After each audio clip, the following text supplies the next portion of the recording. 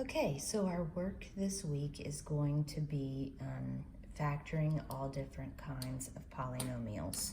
So let's look at what we've learned so far. We've learned how to factor out the greatest common factor of any size polynomial. We've learned that if you have 4 terms, you can factor that by grouping. If you have 3 terms and the leading coefficient is 1, you've learned how to factor it. If you had 3 terms and the leading coefficient is a number other than 1, then we looked at how to factor that, and that would eventually lead to grouping because you rewrite the middle term. And then we looked at if you have 2 terms to check and see if it's a difference of squares. Now the last thing we were going to learn is about a shortcut for a 3-term polynomial that's a perfect square trinomial. This shortcut, you don't have to have it because you already know how to factor it if the leading coefficient is 1 or if the leading coefficient is other than 1. You can use one of these methods to factor a 3-term polynomial. This was a shortcut for certain types of 3-term polynomials. So we are not going to learn this in detail. You won't have homework on it. But I'm going to show you an example real quick so you can use it if you want to take a little time to focus on it and memorize it. Okay, so this is going to be page 17 of the packet, and I've already started it, so I'm going to go ahead and cover that up for a second. And then I made a mistake on the video, so I started over. Okay, but factoring a perfect square trinomial, first of all, you need to ask yourself 3 questions to see if it even is a perfect square trinomial. Is the first term a perfect square? Is the last term a perfect square? And then you need to check the middle term. If the middle term is double the product of the square roots of the first and last term, then you have a perfect square trinomial. All right, so we look at the first example. Can you take the square root of 18? In other words, is 18 a perfect square? No, it's not, but that tells me, let me check for a greatest common factor. And so I do, and there is a greatest common factor of 2. So when you take 2 out of the first term, you're left with a 9x squared. When you factor 2 out of the second term, you're left with a 12x. And when you factor 2 out of the third term, you're left with a 4. Now we need to see, is the first term a perfect square? Well, that means, can I take the square root evenly? The square root of 9 is 3, and the square root of x squared is x. So yes, that's a perfect square. Is the last term a perfect square? Well, you need to check and see if you can take the square root of the first term of the term evenly, and yes, you can. Okay, so now I need to check the middle term. Is the middle term, I need the product of the square roots of the first and last term. So the first term, the square root is 3x. The square root of the last term is 2. That gives me 6x. Now I want to double that. Okay, because the middle term would be double that. So I double it, and I get 12x. Is that the middle term? Yes, it is. So it's a perfect square trinomial. Then I can go ahead and write the answer. The square root of the first term will go in the first spots of the binomials. Okay, so the square root of the first, oh, and I need to have my greatest common factor of 2. Okay, so the square root of the first term goes in the first spots. The square root of the last term goes in the last spots. Okay, and then the sign, whatever this first sign is, that's the sign you're going to use for both binomials. So for this example, it's a plus, so they're both plus. If this were a minus, then they would both be minus. Oh, and this sign always has to be positive, okay? So if this sign is positive, then you can check for a perfect square trinomial. Now notice when you look at your answer, your 2 binomials are exactly the same. So I can go ahead and write this It's 3x plus 2 times itself, so I can go ahead and write 3x plus 2 squared. Now, if you leave your answer this way, that's fine, it's correct, but this is better, okay? This would not be wrong, but this is better. All right, so a perfect square trinomial, if you can take the square root of the first term and the square root of the last term, multiply those together, and then double that. And that gives you your middle term. Then you've got a perfect square trinomial. Just take the square root of the first term, the square root of the last term, and the first sign, and write your two binomials. Okay, so I'll go ahead and do this example real quick. Can you take the square root of the first term? Yes, you can, so it's a perfect square. Can you take the square root of the last term evenly? Yes, you can, so it's a perfect square. Now we need to check the middle term. The square root of the first term times the square root of the last term, and then I want to double that, and that gives me a 12y, and that is the middle term, so this is a perfect square trinomial.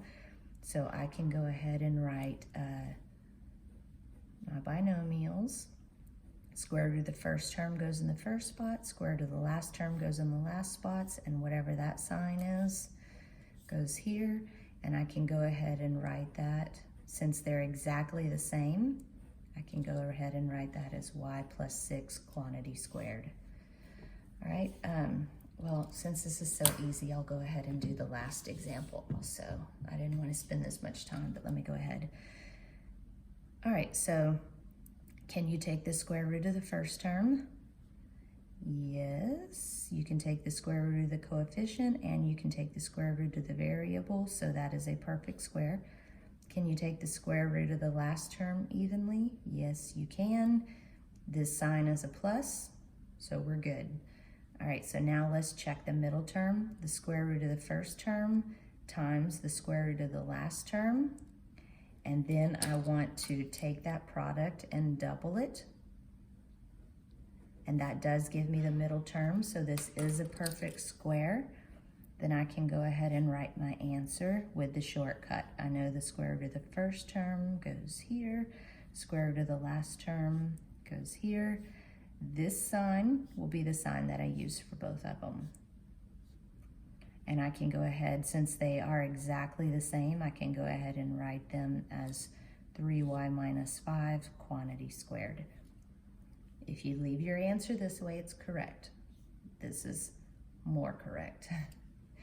Okay, so we aren't going to do any homework for perfect square trinomials, but that's a shortcut you can go ahead and use.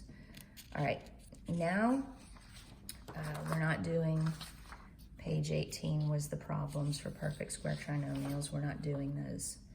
All right, now we're going to move to putting it all together. Okay, this is just a bunch of different problems that you are going to factor, and you're going to have to decide if it is a 4-term polynomial, you'll factor it by grouping. If it's a 3-term polynomial and the coefficient is 1, then you'll use the steps you learned here. If it's a 3-term polynomial and the coefficient is something other than 1, then you're going to rewrite the middle term and make it a 4-term polynomial and factor it by grouping. If it's a 2-term polynomial, then you check and see if it's a difference of squares, and that means that it has to be subtraction. And then if you recognize this shortcut, you can use it. All right, so I'm gonna do a couple of these with you.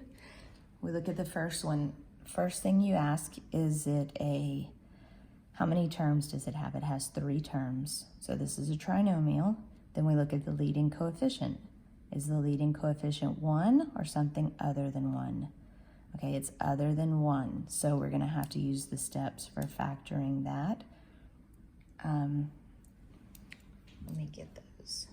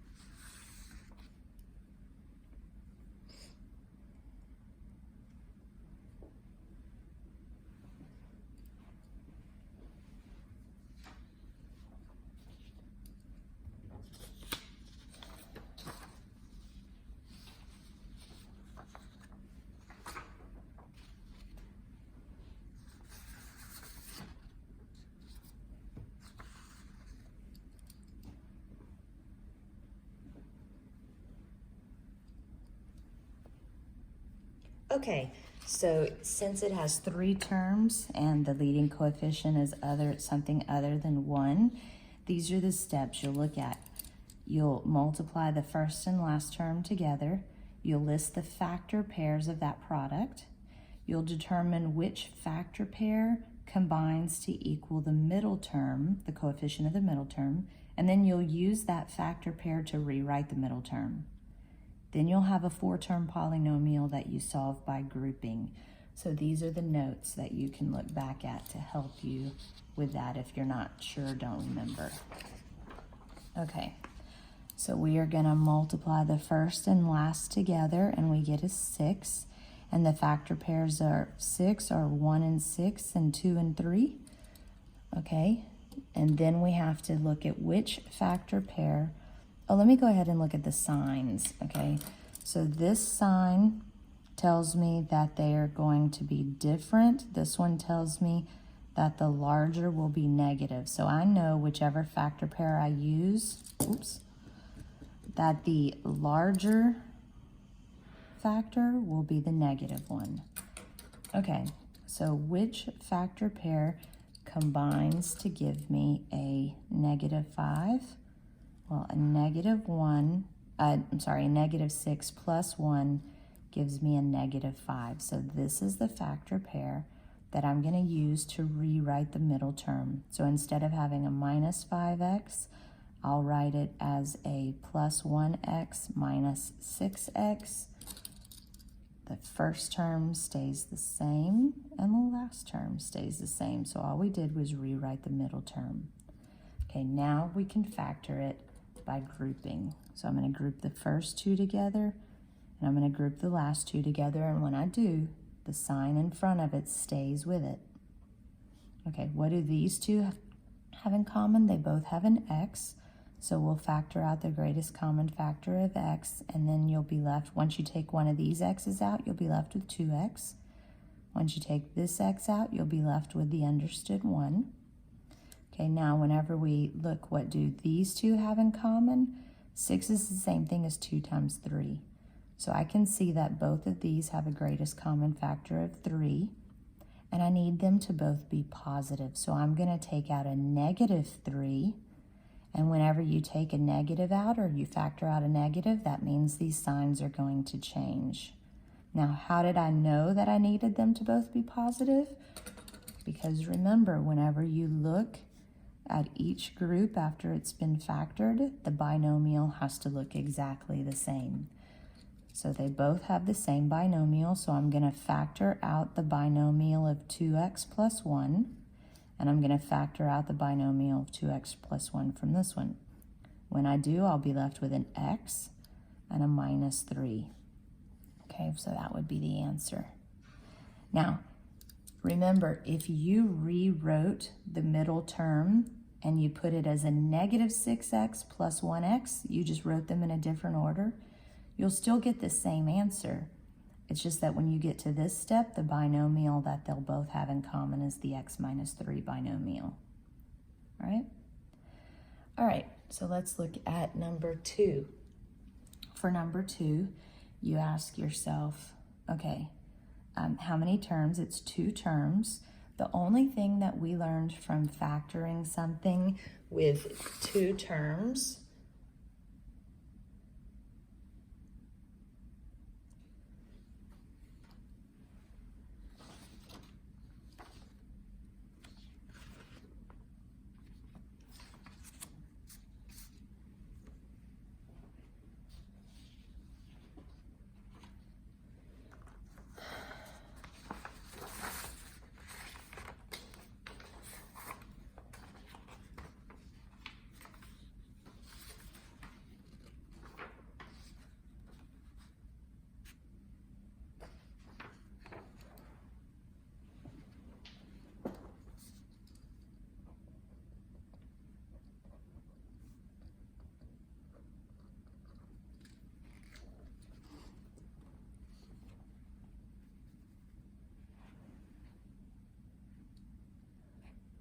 Okay, so the only thing we learned for factoring something with 2 terms is it a difference of squares? That's whenever we can factor it So whenever I look at this, I need to remind myself about the steps for factoring a difference of squares. So I need to check and see, is the first term a perfect square? Is the last term a perfect square? And is it subtraction? All right, if it is, then we can use these steps to write our factored answer. Okay, so we look at it. Is the first term a perfect square? In other words, can I take the square root of the first term evenly? Yes. Is the last term a perfect square? In other words, can I take the square root of the first term evenly? Yes. Is it minus? Because remember, this is a difference of two squares. Yes, it is. So we can go ahead and write our factors. You know, you're going to have two binomials. Square root of the first term goes in the first spot.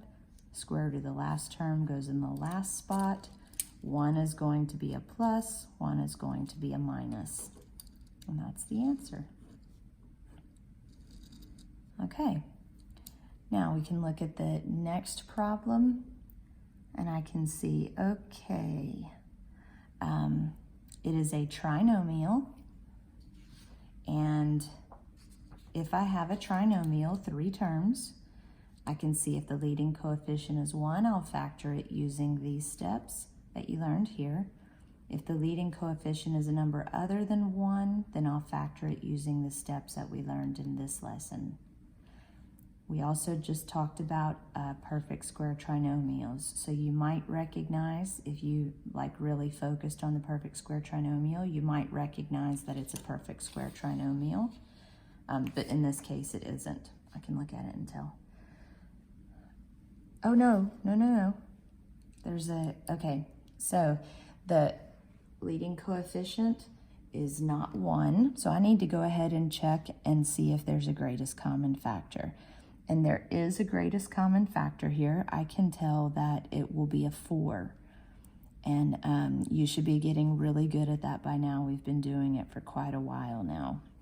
So I'm not going to take the steps of writing the prime factors of 36 and 24 and 4. Okay, when I factor a 4 out of here, then you'll be left with a 9t squared. When I factor a 4 out of here, we'll be left with a 6t. And when I factor 4 out of here, then I'll be left with an understood 1. Okay, so now we have a trinomial. The leading coefficient is a number other than 1. So I'm going to look at rewriting the middle term and factoring by grouping. But if you looked at perfect square trinomial, if I take the square root of the first term, I have a 3t. If I take the square root of the last term, I have a 1. 3t times 1 is 3t. That doubled is 6t. This is a perfect square trinomial, so you can factor it. Go ahead and immediately jump to writing the answer because it's a perfect square trinomial if you focused on learning that. All right, but I'm going to go ahead and do it the long way. Okay, so the leading coefficient is other than 1. That means I'm going to use the notes that we took here. Okay, you're going to multiply the first and last term together, list the factor pairs of that product, and find the factor pair that combines to give you the middle coefficient. And you're going to rewrite the middle term, and then you'll have a 4-term polynomial that you factor by grouping. All right, so 9 times 1 is 9. So the factor pairs of 9 are 1 and 9, and then 3 times 3. Now I'm going to go ahead and check the signs. This tells me that the signs are going to be the same. They are both going to be negative. So I know whichever factor pair I use, both of the factor pairs will be negative. Okay, which one of these combine to give me a middle term or give me the -6? Well, -3 plus -3 gives me a -6. Okay, so I'm going to use this information to rewrite the middle term. So I have my greatest common factor of 4. I don't want to forget that. That's going to go with the answer. I'll just write it down here so I don't forget. But I don't want it in my way and confusing me, so I'm going to ignore it for right now. Okay, so the first term is going to be 9t squared. the minus 6t, I'm not going to write minus 6t. I'm going to write minus 3t minus 3t, because a negative 3t plus a negative 3t is a negative 6t. So I just, instead of writing that, I wrote this. I haven't changed the value of anything. I just rewrote it. And then the last term. Okay, so now I'm going to group the first two together, group the last two together. Now I'm going to factor out the greatest common factor here. And again, you should be getting really good at that, so I'm not going to take the time to write the prime factors and circle it and factor it out. I'm just going to go ahead and factor it out. They both have a 3 in common and they both have a t. So I'm going to factor out a 3t. And when I factor that out of here, I'll be left with a 3t. And when I take 3 and t out of here, there's nothing left, but I have the understood 1. Okay, when I go to factor this one, I know I'm going to want the binomial to be 3t minus 1. And look, I already have that. Okay, but the signs are different, so I need these signs to be changed. So I'm going to factor out a negative 1, and then when I do, it'll change these signs to 3t minus 1, and I've explained that in other videos. Okay, so when we get to this step, we look at the factors of the first group, the factors of the second group. They both have this binomial in common. They both have a, so I'm going to factor out the whole binomial. I'm going to factor out the 3t minus 1, and when I do, I'll be left with a 3t minus 1, and they end up being the same. And remember, I told you that you can leave it this way, or since they are exactly the same, I can write 3t minus 1 quantity squared for my answer. Okay? All right, so you are going to finish these problems, okay? And then I'm not going to do any more talking it out with you. Actually, let's go ahead and do number 6 real quick. So I checked to see it's a trinomial. If I have 3 terms, then I need to check the leading coefficient, or it could be a perfect square trinomial, okay? So I have 3 terms, and this is strange. The leading coefficient is not 1, but I go to check for greatest common factor. Look, they all 3 have an x. So if I can factor an x out, and then I'll be left with a 3x plus 4, and whenever I take the x out of here, I'm left with nothing but an understood 1. There's always a 1, okay? And then you can see this isn't an x squared. So this is not a trinomial that we've ever tried to factor before. As a matter of fact, 4 plus 1 can be combined to 3x plus 5, and it ends up being a binomial. It's not subtraction, so it's not a difference of squares, so there's no more factoring that we can do. So this is the answer. Okay, so it's a, with each problem, you have to really understand the steps of all the other factoring that we've done. All right, and then we have, I think there's like 7 pages of problems that are just straight factoring.